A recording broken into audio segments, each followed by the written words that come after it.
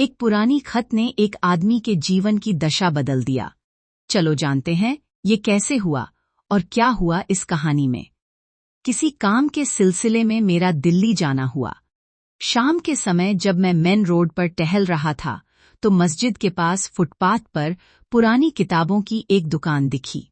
मेरी मर्जी के बिना ही मेरे कदम उस ओर खींचते चले गए।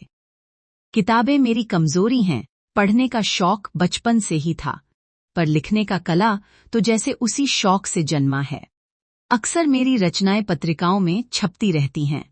पुरानी किताबों को उलट पलट रहा था कि तभी 30 साल पुराना एक हिंदी उपन्यास हाथ लगा। दुकानदार को पैसे देकर जैसे ही मैंने उत्सुकता में कवर हटाया, अंदर 4 तहों में मुड़ा हुआ एक पत्र मिला। वह पत्र प्रसाद नामक व्यक्ति ने प्रसूना नाम की लड़की को लिखा था। तारीख देखी तो पता चला कि वह 30 साल पुराना है। उसमें कुछ ऐसा लिखा था, मेरी प्रिय प्रसूना, कल का तुम्हारा रोता हुआ चेहरा रात भर मुझे सोने नहीं दिया। तुम्हारे माता पिता के जिद को मैं बदल नहीं सका। तुम मेरे साथ भागने के लिए तैयार हो गई थी, पर विलाप करते हुए तुम्हारी वह बेबसी मुझे बेचैन कर रही है। अब मुझे अपनी जल्दबाजी का एहसास हो रहा है, इसलिए मैं अपने भागने के प्लान को रद्द करता हूं। हम शादी करेंगे, मैं सबको मनाऊंगा। तुम्हें रुलाने के लिए मुझे माफ कर दो। पत्र को एक तरफ रखकर जब मैंने किताब के पन्ने पलटे तो अंदर रबर स्टैंप की एक छाप दिखी, दुर्गा प्रसाद 18/A, ब्रॉडीपेट, पुणे। मेरे मन में सवालों का तूफान उठने लगा। क्या इस पत्र वाले प्रसाद और स्टैंप वाले दुर्गा प्रसाद एक ही हैं? क्या वह प्रसूना से मिल पाया? क्या उसने शादी का प्लान रद्द करने की बात उसे बताई? अगर बताई तो यह पत्र फटा क्यों नहीं? मेरा मन अब किताब में नहीं लग रहा था। बस यही विचार आ रहे थे कि क्या वे दोनों शादी कर पाए होंगे।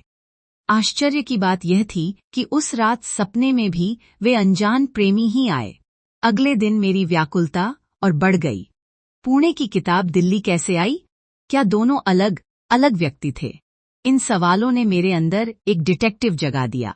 सच जानने के लिए मैं फिर उस दुकान पर गया, पर दुकानदार ने कहा, साहब, पुरानी किताबें कौन बेच जाता है, यह बता पाना नामुमकिन है। हार मानकर मैंने एक निर्णय लिया। उस रात मैं हैदराबाद जाने के बजाय मथुरा उतरा और वहां से पुणे पहुंचा। बताए गए पते पर गया तो पता चला कि वह घर अब किसी और का है।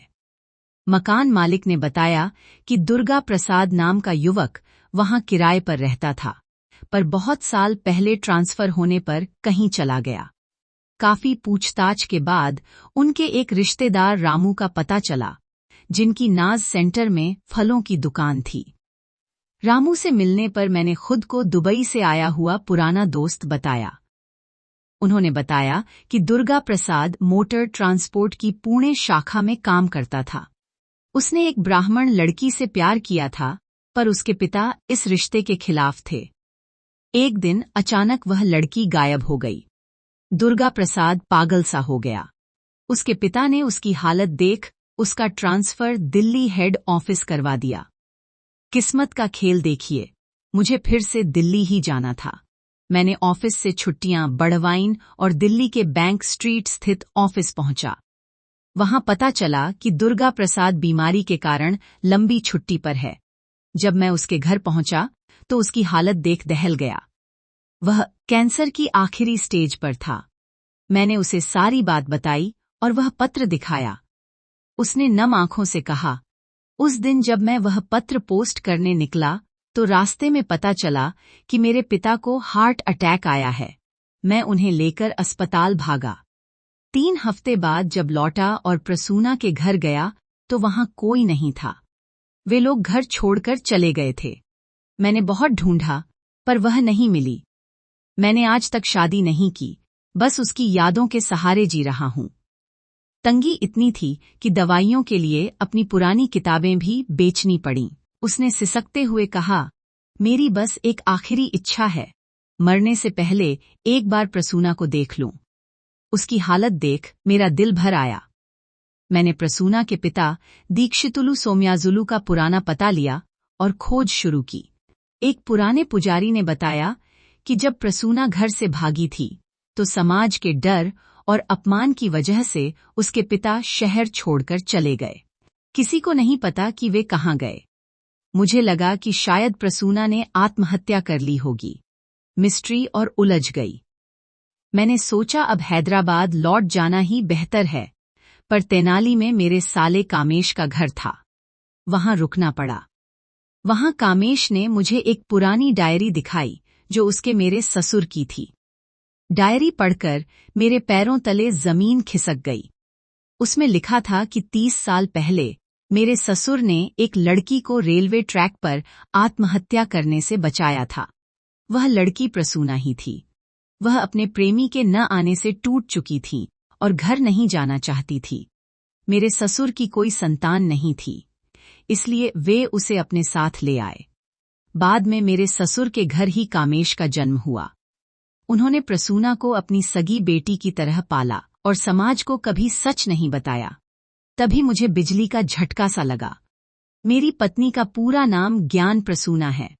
जिसे मैं अपनी पत्नी समझता रहा, वह वही प्रसूना है जिसे दुर्गा प्रसाद ढूंढ रहा है। वह हमेशा शांत और गंभीर रहती थी, शायद इसलिए कि उसे लगता था कि प्रसाद ने उसे धोखा दिया है। अब मेरा कर्तव्य था कि मैं उनकी गलतफहमी दूर करूं। दुर्गा प्रसाद को एक लावारिस की तरह मरने नहीं दे सकता। मैंने तय किया कि उसे अपने घर लाऊंगा, उसका इलाज कराऊंगा और उसे उसकी प्रसूना से मिलवाऊंगा।